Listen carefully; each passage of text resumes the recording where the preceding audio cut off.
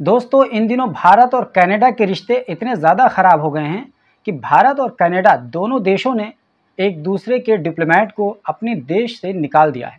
यानी ये तलख़ी इतनी ज़्यादा बढ़ गई है कि दोनों किसी भी चैनल के माध्यम से भी अब एक दूसरे से बातचीत करने के लिए तैयार नहीं हैं। आप सोच रहे होंगे कि अभी कुछ ही दिन पहले G20 के दौरान कनाडा के प्रधानमंत्री जस्टिन ट्रूडो आए हुए थे। प्रधानमंत्री मोदी ने उनसे मुलाकात की, हाथ मिलाया, गले मिलाया, सब कुछ हुआ, मेहमान नवाजी हुई। तो फिर इतनी तलख़ी कैसे आ गई? तो उसके पीछे का कारण एक व्यक्ति की हत्या, उसका नाम हरदीप सिंह निज्जर है और उसकी हत्या 18 जून को कनाडा के सिरी इलाके में ब्रिटिश कोलंबिया के अंदर करीब शाम को 8 बजे और कनाडा के टाइम के एतबार से बात करें तो करीब 11 बजे रात में हुई। और उसके बाद पूरे कनाडा में हंगामा मच गया। लेकिन यह हंगामा केवल कनाडा तक ही नहीं रहा, बल्कि इसकी गूंज भारत तक पहुंच गई।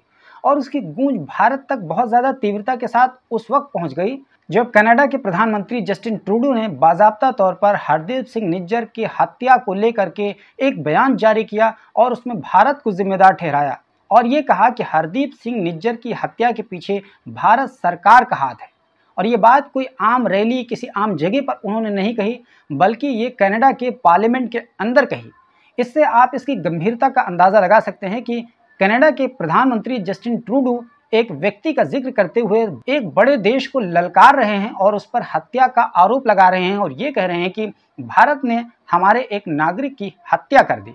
आखिर प्रधानमंत्री अगर कोई ये बात कह रहा है किसी एक व्यक्ति की हत्या को लेकर के, तो जाहिर सी बात है वो व्यक्ति बहुत ज़्यादा खास होगा, इंपॉर्टेंट होगा, तभी प्रधानमंत्री को इस तरह की बात कहने की नौबत आ गई किसी एक व्यक्ति से संबंधित।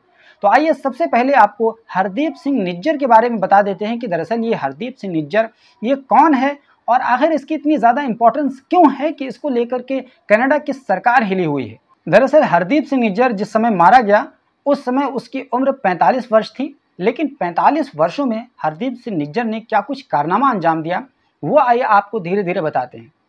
हरदीप सिंह निज्जर का जन्म जालंधर पंजाब में 1977 में हुआ, एक छोटे से गांव में। जिस दौरान हरदीप सिंह निज्जर का जन्म हुआ वो एक ऐसा पीरियड था कि उस वक्त भारत में खालिस्तान मूवमेंट उफान पर था और जनरल सिंह भिंडरनवाले का एक बहुत बड़ा नाम था और एक तरीके से पंजाब को एक अलग स्टेट बना देने की मांग थी जिसको खालिस्तान का नाम दिया जाना था। दोस्तों, यहाँ रुक करके बता दें कि हमने एक पूरा सेपरेट वीडियो करीब 20-22 मिनट का कंप्लीटली खालिस्तान से संबंधित बहुत डिटेल में बनाया है। अगर आप चाहें तो मैं उसका लास्ट में पॉपअप दे दूंगा और डिस्क्रिप्शन बॉक्स में उसका लिंक दे दूंगा, आप चाहें तो देख सकते हैं। चलिए मुद्दे पर आते हैं। तो जब खालिस्तान का बहुत ज़्यादा जोर चल रहा था तो उसी दौरान ये परवान चढ़ रहा था हरदीप सिंह निज्जर और उसने वो तमाम चीज़ों को देखा कि पंजाब में किस तरीके से खालिस्तान मूवमेंट जोर पकड़ रहा है। साथ ही उस ज़माने में ऑपरेशन ब्लू स्टार हुआ और उसके बाद में आपको याद है कि 1984 31 अक्टूबर को इंदिरा गांधी को दो उनके पर्सनल गार्ड सतवंत सिंह और बेन सिंह ने कत्ल कर दिया, हत्या कर दी।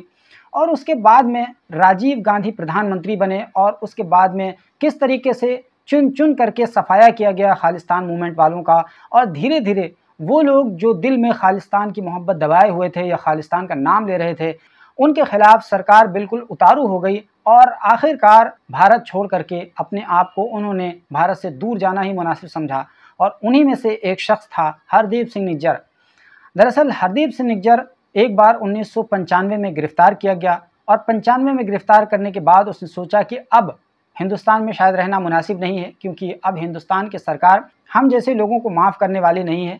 यही कारण था कि हरदीप सिंह निज्जर जो 1997 फरवरी के महीने में वो कनाडा चला जाता है, वो भी फर्जी पासपोर्ट पर रवि शर्मा नाम के एक व्यक्ति का नाम इस्तेमाल करते हुए, यानी फर्जी पासपोर्ट पर वो कनाडा में एंट्री करता है और वहाँ पॉलिटिकल असाइलम की बात करता है और वहाँ कैनेडियन अथॉरिटी को पूरी कहानी बताता है और ये बताता है कि उन्हें इंडिया में टॉर्चर किया गया, उसके भाई को गिरफ्तार किया गया, मेरी जान को इंडिया में ख़तरा था, इसीलिए मैं इस तरह कनाडा में दाखिल हो गया। लेकिन कैनेडियन अथॉरिटी को ये स्टोरी समझ में नहीं आती है और कैनेडियन अथॉरिटी ने बाज़ाब्ता तौर पर नागरिकता देने से मना कर दिया, पॉलिटिकल असाइलम देने से मना कर दिया। लेकिन वो व्यक्ति 11 दिन के बाद एक कैनेडियन महिला से शादी कर लेता है इसी उम्मीद पर कि इसके माध्यम से अब हमको नागरिकता मिल जाएगी। लेकिन एक बार फिर कैनेडियन अथॉरिटी उसकी नागरिकता को रिजेक्ट कर देती। हालांकि वो तमाम चीज़ें, फ़ोटोज़ और जितनी भी डॉक्यूमेंट्स वो पेश कर सकता था पेश करता है, लेकिन कैनेडियन अथॉरिटी को पता था कि ये व्यक्ति शादी भी कर रहा है तो केवल नागरिकता हासिल करने के लिए। अल्टीमेटली कैनेडियन अथॉरिटी उसको रिजेक्ट कर देती है, यानी 2 बार कैनेडियन अथॉरिटी हरदीप सिंह निज्जर की उस दरख्वास्त को रिजेक्ट कर देती है जिसमें वो पॉलिटिकल असाइलम मांग रहा था और नागरिकता की दरख्वास्त कर रहा था। आखिरकार उसके बाद वो ट्राई करता रहा, यहाँ तक कि 2007 में उसको बाज़ाब्ता तौर पर कनाडा की नागरिकता मिल गई। अब वो कैसे नागरिकता मिली, किस आधार पर मिली, प्रोसेस क्या था, इसके बारे में कोई सार्वजनिक जानकारी सामने नहीं आई। लेकिन ये था कि 2007 में बाज़ाब्ता तौर पर हरदीप सिंह निज्जर को कनाडा की नागरिकता मिल गई और एक तरीके से वो लीगली कनाडा का नागरिक बन गया। उसके बाद में हरदीप सिंह निज्जर कनाडा के ब्रिटिश कोलंबिया के सरी इलाके में रहने लगा और वहाँ वो प्लम्बरिंग का काम करने लगा। इस दौरान उसके 2 बेटे पैदा हुए और वो काम करते करते ब्रिटिश कोलंबिया में गुरु नानक सिख गुरुद्वारे का अध्यक्ष बन गया और यहीं से वो कनाडा में रह रहे भारतीय प्रवासियों के बीच खालिस्तान को लेकर समर्थन जुटाने की शुरुआत करने लगा। यानी एक तरीके से अपने असल एजेंडे पर आ गया। पहले तो उसने बबर खालिसा ज्वाइन की। बबर खालिसा 1981 में बनी हुई वही संस्था है जिसका मकसद ही था कि खालिस्तान मूवमेंट को प्रवोक करना, खालिस्तान मूवमेंट को बढ़ावा देना और धीरे धीरे लोगों को कन्विंस करना कि वो खालिस्तान समर्थक बने और इस तरीके से भारत के पंजाब प्रांत में खालिस्तान नाम के एक नए देश की स्थापना करना, ये बबर खालिसा का मकसद था। जिस तरीके से भिंडरनवाले और दूसरे खालिस्तानी नेताओं ने कोशिश की थी। तो इस तरीके से पहले वो बबर खालिसा के साथ जुड़ा और बबर खालिसा को फाउंड करने वाले उस शख्स का नाम था तलविंदर सिंह परमार। तलविंदर सिंह परमार ये वही व्यक्ति था जो आरोपी था 1985 में एयर इंडिया में होने वाले धमाके का, जिसमें 329 लोगों की जान गई थी और उसमें 250 से अधिक कैनेडियन नागरिक मारे गए थे। तो ये वही तलविंदर सिंह परमार की बबर खालिसा थी जिसके साथ वो हरदीप सिंह निज्जर जाकर के जुड़ा था। तो इस तरीके से काम करते करते समय आया 2011 का। 2011 में खालिस्तान टाइगर फोर्स नाम की एक नई तंजीम की बुनियाद डाली गई और इस बार इस तंजीम की बुनियाद डालने वाले व्यक्ति का नाम था जगतार सिंह तारा। दरअसल जगतार सिंह तारा ये वही व्यक्ति था जो जेल से सुरंग के माध्यम से भाग गया था और पाकिस्तान में चला गया था। उसके बाद में जब पाकिस्तान में उसकी सुरक्षा को खतरा हुआ तो वो थाईलैंड चला गया और आखिरकार थाईलैंड से इंडियन गवर्नमेंट ने उसको अरेस्ट करवा करके एक बार फिर से जेल में डाला। इस तरीके से जगतार सिंह तारा जब अरेस्ट कर लिया गया तो उसके द्वारा फाउंड की गई संस्था जिसका नाम खालिस्तान टाइगर फोर्स था, उसका वो मुखिया बनता है और वो मुखिया 2014 में बनता है हरदीप सिंह निज्जर। इस तरह KTF यानी खालिस्तान टाइगर फोर्स का मुखिया बनने के बाद ही लगातार खालिस्तान मूवमेंट के लिए हरदीप सिंह निज्जर अपने आप को झोंक देता है और समय आता है 2016 जब हरदीप सिंह निज्जर के खिलाफ इंटरपोल की रेड कॉर्नर नोटिस जारी कर दी जाती है और उसके बाद 2018 में अर्शदीप सिंह गिल को हरदीप सिंह निज्जर पनाह देता है। ये वही अर्शदीप सिंह गिल जिसके ऊपर कई तरह के आरोप भारत सरकार ने लगाए। एक तो ये है कि ये टारगेटेड किलिंग का बहुत बड़ा आरोपी था, दूसरा ये है कि ये क्रॉस बॉर्डर स्मगलिंग का आरोपी था, तीसरा ये कि ये एक्सटॉर्शन का एक रैकेट चलाता था, इस तरह का आरोपी, और चौथा ये कि सबसे बड़ा कि भारत सरकार ने अभी हाल ही में उसको टेररिस्ट घोषित कर दिया।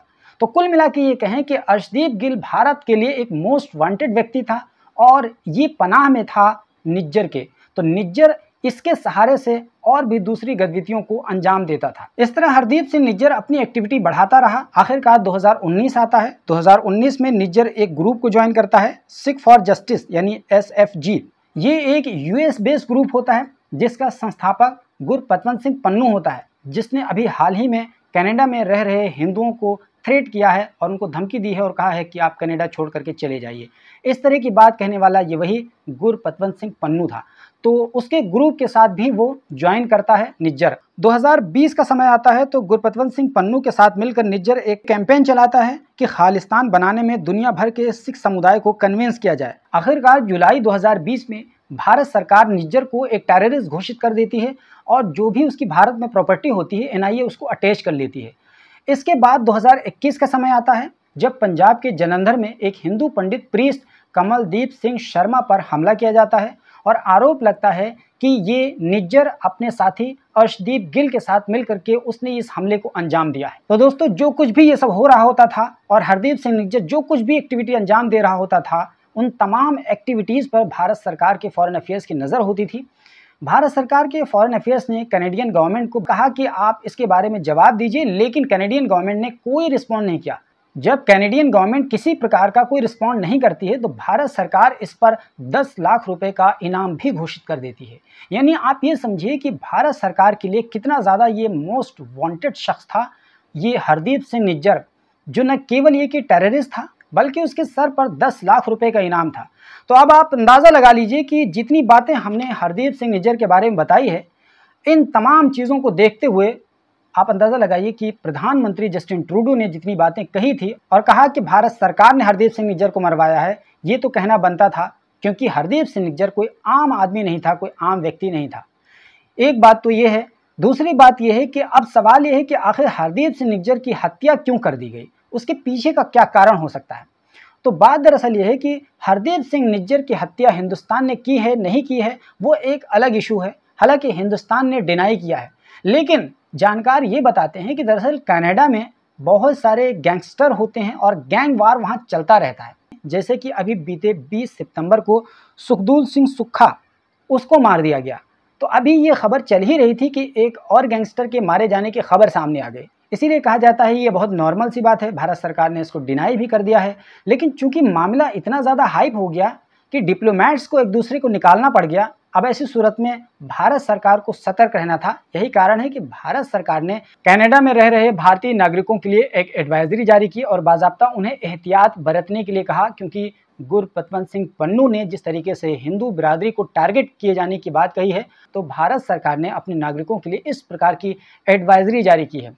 और इसके साथ साथ भारत सरकार ने काम और किया है कि भारत सरकार ने कनाडा की किसी भी शहरी को भारत में आने के लिए पाबंदी लगा दी है, यानी उसके वीज़े पर पाबंदी लगा दी है।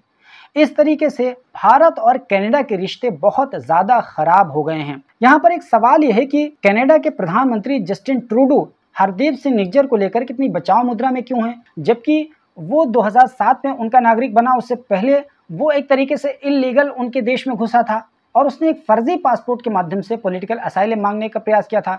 तो जस्टिन ट्रूडो आखिर ऐसे व्यक्ति के लिए इतना ज़्यादा सॉफ्ट कॉर्नर क्यों रखते हैं? तो उसके पीछे का बेसिक कारण यह है कि दरअसल जस्टिन ट्रूडो आने वाले करीब 2 सालों के बाद चुनाव में आने वाले हैं। अब जब चुनाव में आएंगे तो इस वक्त वहाँ की पॉलिटिकल स्थिति यह है कि वहाँ सिखों की एक बड़ी संख्या है। वहाँ ऑलमोस्ट 18 लाख भारतीय रहते हैं, उनमें से करीब करीब 7 से 8 लाख सिख हैं। तो एक बहुत बड़ी संख्या, बल्कि चंक आबादी सिखों की है।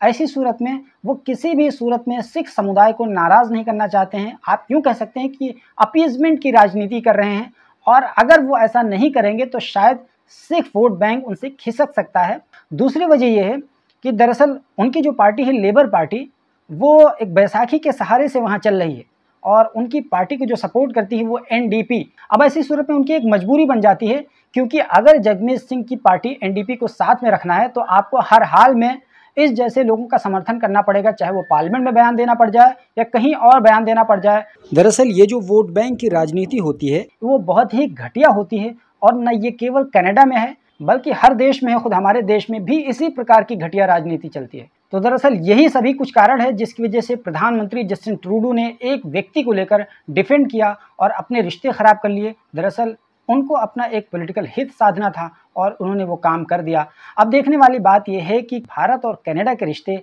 कब बहाल होते हैं, और अगर ये रिश्ते बहाल नहीं होते हैं तो एक बड़ी संख्या वहाँ लेबर फोर्स की है और करीब करीब 2.5 लाख स्टूडेंट कनाडा की यूनिवर्सिटीज़ में पढ़ते हैं। उनके भविष्य का क्या होगा, उनकी पढ़ाई लिखाई का क्या होगा, ये भी अपने आप में एक सवाल है। इसलिए बैक चैनल बात होगी और बात होने के बाद नतीजा निकलेगा कि दोनों सरकारें किस कॉमन ग्राउंड पर आकर एक साथ खड़ी होती हैं।